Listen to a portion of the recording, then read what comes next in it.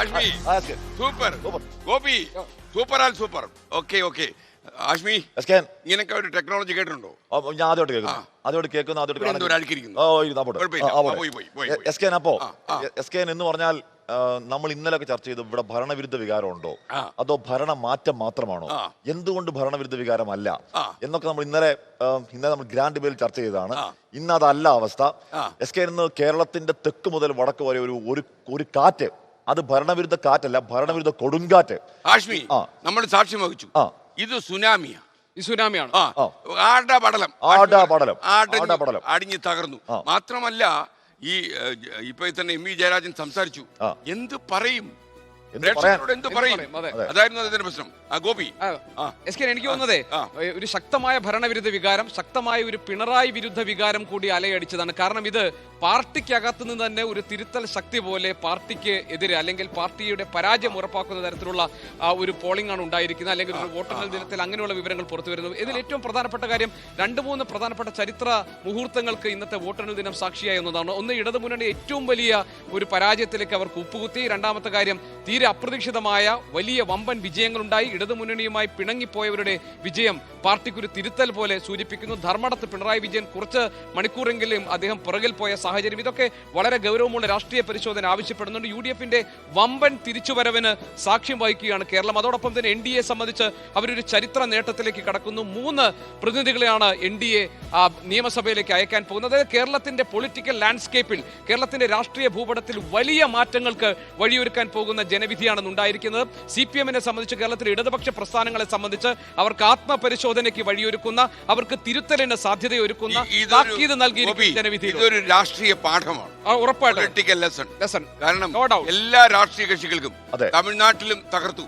കാര്യം ജനങ്ങളെ വിസ്മരിച്ച് മുന്നോട്ട് പോയി കഴിഞ്ഞാൽ ജനങ്ങൾ തൂക്കി അടിച്ചു കളയും.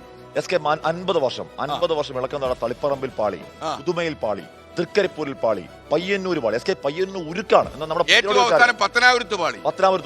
ഞാൻ പറഞ്ഞത് ഈ പയ്യന്നൂരൊക്കെ നമ്മൾ പ്രതിരോധി വെച്ചാൽ അറിയാം, ഉരുക്ക് കോട്ടയാ. ഒരു കാലത്തും ഇളകാത്ത ഉരുക്ക് കോട്ടയിൽ പൊളിഞ്ഞെങ്കിൽ നാട്ടിലുള്ള ഒരു സഖാവിനോട് പറഞ്ഞ എന്താ അറിയോ, പാർട്ടി തോറ്റു പാർട്ടിക്കാർ ജയിച്ചു എന്നാ പറഞ്ഞത്. പാർട്ടി തോറ്റു പാർട്ടിക്കാർ ജയിച്ചു. അതിനർത്ഥം എന്താണ്? പയ്യന്നൂരിൽ പാർട്ടിക്കാർ വോട്ട് ചെയ്ത് ഇറക്കിയതാണ്, തളിപ്പറമ്പിൽ പാർട്ടിക്കാർ വോട്ട് ചെയ്ത് ഇറക്കിയതാണ്. അപ്പൊ പാർട്ടിയുടെ ഈ പോക്കിൽ അവിടുത്തെ അവരുടെ ഓൺ പാർട്ടിക്കാർക്ക് ഹൃദയം വേദനിച്ചു, ഇറക്കാൻ തീരുമാനിച്ചു, ചെവിക്ക് പിടിച്ച് താഴെ ഇറക്കിയെന്നു. കണ്ണൂർ കണ്ട കാഴ്ച ബാക്കി എല്ലാ സ്ഥലങ്ങളും കാണുന്നത് ഈ പറയുന്ന പാർട്ടിക്കാർ കൊടുത്ത താക്കീതാണ്. കറക്റ്റ് ആയിട്ടും എന്ന് പറഞ്ഞാൽ പാർട്ടിക്കാർ തിരിഞ്ഞുകുത്തി. അവിടെ ഈ ഭരണവിരുദ്ധ വികാരം, പിണറായി വിരുദ്ധ വികാരം എല്ലാം കൂടെ ആഞ്ഞടിച്ചപ്പോഴേക്കും ഇത്രത്തോളം മാരകമായ റിസൾട്ട് 103. ഇവിടെ രണ്ട് നേതാക്കൾ, ഒന്ന് VD സതീഷ്, ഒന്ന് പിണറായി വിജയൻ. VD സതീഷ് കൃത്യമായി തന്നെ പറഞ്ഞു 100 സീറ്റിലധികം നേടിക്കൊണ്ട് അധികാരത്തിലേക്ക് തിരിച്ചെത്തുമെന്ന് ആദ്യമേ പറഞ്ഞു. ഏതാണ്ട് അക്ഷരം പ്രതി അച്ചട്ടായി അതിനെ സംഭവിക്കുന്നു. രണ്ടാമത് നേതാവ് പിണറായി വിജയൻ രണ്ടാം ഊഴത്തിൽ അദ്ദേഹം മുഖ്യമുഖമായി അമ്പേ പരാജയം. ആഷ്മി, ഗോപികൃഷ്ണൻ, ശരിക്കും ലോകത്തിന്റെ പല ഭാഗങ്ങളിലിരുന്ന് ചിലപ്പോഴൊക്കെ നമ്മുടെ ഈ പകൽ മുഴുവൻ നീണ്ടുപോയ പ്രക്ഷേപണം കാണാൻ കഴിയാതെ പോയ പ്രിയപ്പെട്ടവർക്കും പ്രവാസികൾക്കും അതേപോലെ നമ്മുടെ നാട്ടിലെ പ്രേക്ഷകർക്കും വേണ്ടി നമ്മൾ ഈ 12K വിസ്താരയിൽ നിന്ന് അവതരിപ്പിക്കുകയാണ് അനമോർഫിക് വിഷ്വൽ എക്സ്പീരിയൻസ്. ഇന്ത്യൻ ടെലിവിഷനിൽ ഇങ്ങനെ ഒരു സാങ്കേതിക സാധ്യത നമ്മൾ പരീക്ഷിക്കുന്നത് ആദ്യമാണ്. ഈ കേരളത്തിൽ VR, AR തുടങ്ങിയ എല്ലാ സംവിധാനങ്ങളും ആദ്യമായി കൊണ്ടുവന്ന TV ചാനൽ 24 സാഭിമാനം അവതരിപ്പിക്കുന്നു anamorphic visual experience from 12K വിസ്താര മണി.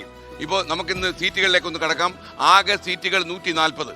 മത്സരം നടന്നതും ഒക്കെ 140 മണ്ഡലങ്ങൾ. അതിൽ UDF 102 മണ്ഡലങ്ങൾ കരസ്ഥമാക്കി. VD സതീശൻ മാത്രമാണ് ഇതിൽ ഉറച്ചു നിന്ന ഏക നേതാവ് എന്ന് വേണമെങ്കിൽ പറയാം. അദ്ദേഹം 100+ എന്ന് പറഞ്ഞു. രാഷ്ട്രീയ വനവാസത്തിന് ഞാൻ പോകും എന്നൊക്കെ പറഞ്ഞപ്പോൾ നമ്മൾ ഉൾപ്പെടെയുള്ള ആളുകൾ ഉള്ളിൽ ചിരിച്ചു. പക്ഷേ VD സതീശൻ 102 എന്ന നമ്പറിൽ എത്തുമ്പോൾ VD സതീശൻ ഒരുപക്ഷെ അദ്ദേഹമാണ് കേരളത്തിൽ ഏറ്റവും നല്ല പൊളിറ്റിക്കൽ ഗെയിം നടത്തുന്ന ആളെന്ന ഖ്യാതി കിട്ടുകയാണ്. LDF-ന് 35 സീറ്റുകളെ ലഭിച്ചുള്ളൂ. നിയമസഭയിൽ ഒരു മൂലയിലേക്ക് ചവിട്ടി കൂട്ടുന്നത് പോലെയായിരുന്നു. അത് LDF-ന് ഈ നൂറ്റാണ്ടിൽ ലഭിച്ച ഏറ്റവും വലിയ പാഠം. NDA അക്കൗണ്ട് തുറന്നു എന്ന് മാത്രമല്ല 3 പേർ നിയമസഭയിലേക്ക് കടന്നു. 102, 35, 3 ടോട്ടൽ 140.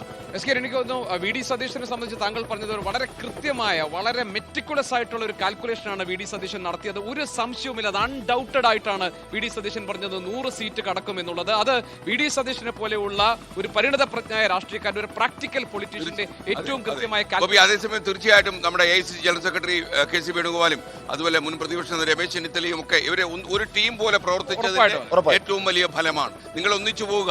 ഒരു കേരളം നിങ്ങൾക്ക് വേണ്ടി ഒരു രാഷ്ട്രീയ തീരുമാനം നൽകിയിരിക്കുകയാണ്. എല്ലാവരുടെ കൈകോർത്ത് അതുകൊണ്ട് ടീം UDF ഇത്തവണ വല്ലാത്ത ഐക്യമായിരുന്നു. അതുകൊണ്ട് പക്ഷേ എസ് കെ എന്ന് പറയുമ്പോഴും ഈ പറഞ്ഞ VD സതീശൻ തുടക്കം മുതൽ അദ്ദേഹം പ്രതിപക്ഷ നേതാവ് ആയതിന് പിന്നാലെ വന്ന ബൈ ഇലക്ഷനുകളിലൊക്കെ എസ് കെ കൃത്യമായി ഏതാണ്ട് ഇപ്പം പാലക്കാട് 8 വിജയം നടക്കും, നിലമ്പൂരിലെ വിജയം അടക്കം, പുതുപ്പള്ളി വിജയം അടക്കം, തൃക്കാക്കര വിജയം അടക്കം എല്ലാവരും ഈ മെജോറിറ്റി കൃത്യമായി അദ്ദേഹം പ്രവചിക്കുന്നുണ്ട്. എസ് കെ തദ്ദേശ തെരഞ്ഞെടുപ്പിൽ അങ്ങോട്ടേക്ക് വരുമ്പോൾ കൃത്യമായി എത്ര കോർപ്പറേഷൻ നടക്കും, എത്ര ജില്ലാ പഞ്ചായത്ത് അടക്കം അദ്ദേഹം കൃത്യമായി പ്രവചിക്കും. എന്താണ് അപ്പൊ നമുക്ക് ഇത് ഈ പറയുന്ന വട്ടാണോ എന്ന് തോന്നിയ രീതി അദ്ദേഹം പ്രെഡിക്റ്റ് ചെയ്യുന്നുണ്ട്. പക്ഷേ അതിന് ലോക്സഭയിലടക്കം ഇതുവരെയുള്ള അദ്ദേഹത്തിന്റെ ചരിത്രം നോക്കിയാൽ കൃത്യമായി ഈ പറഞ്ഞ എണ്ണം പറഞ്ഞ പ്രവചനങ്ങൾ അതിനകത്ത് എസ് കെ അത് താഴെത്തട്ടിൽ ഗ്രൗണ്ടിൽ നിന്ന് സ്പന്ദനങ്ങൾ അറിയാവുന്ന നേതാവിന്റെ ഒരു മാജിക്കാണത്. ആ മാജിക്ക് വീടിക്കുണ്ട് എസ് കെ.